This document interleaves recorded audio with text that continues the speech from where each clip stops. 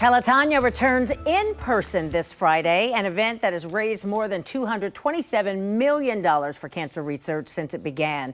With more than 10,000 people participating this year and a rise in COVID-19 cases and hospitalizations, there are some new safety measures in place. Tonight, 10 TV's Lindsay Mills shares a story of one rider going for 100 miles and gets his thoughts about the return to this big event in person.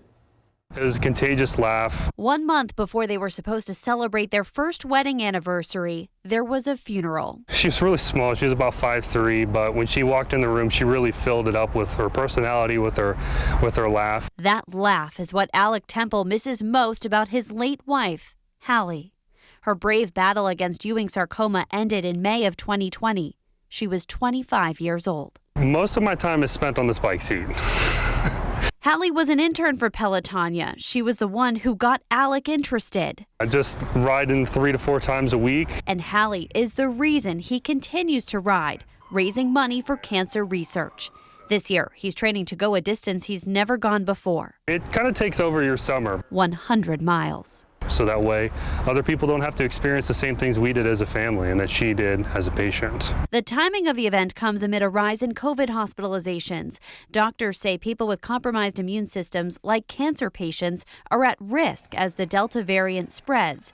With increased health and safety concerns, Pelotonia has made changes to keep riders and volunteers safe. For example, you won't see the same massive starting lines like years past. Rides will begin in waves, and there will be points where masks are recommended. I think they're doing a really good job with that. I don't think that they would have this weekend if they weren't considering that. Considering their main community is one that's an immunocompromised community. For Alec Temple, it's an event to keep a legacy alive and fuel cancer research, a mission shared by all of those along the ride. The happiness is just contagious when you're there, so it's going to be a great time. Lindsay Mills, 10 TV News.